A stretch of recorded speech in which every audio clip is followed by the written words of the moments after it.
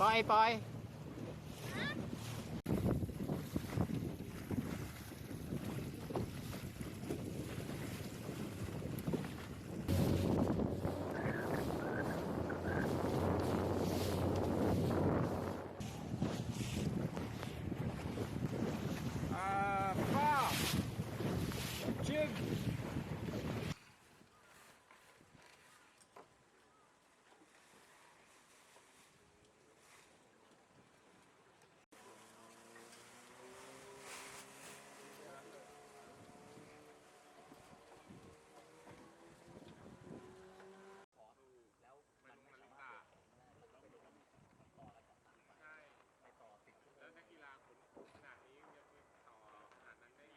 ความคาดหวังนะครับถึงแม้ครั้งนี้จะยังไม่สามารถคุริฟายผ่านเราเองยังมีสนามนับโอกาสในสนามต่อไปในประเทศจีนซึ่ง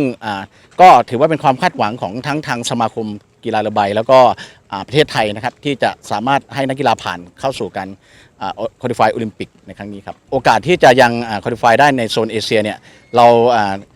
มีคู่แข่งขันนะครับอยู่เพียงประมาณ10 ชาติที่ทำให้เรามีโอกาสเพียงพอและเนื่องจากนักกีฬาของเราเนี่ยมีการฝึกซ้อมมา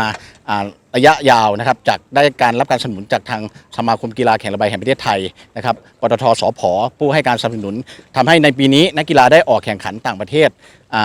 หลายครั้งทำให้มีประสบการณ์เพิ่มมากขึ้นก็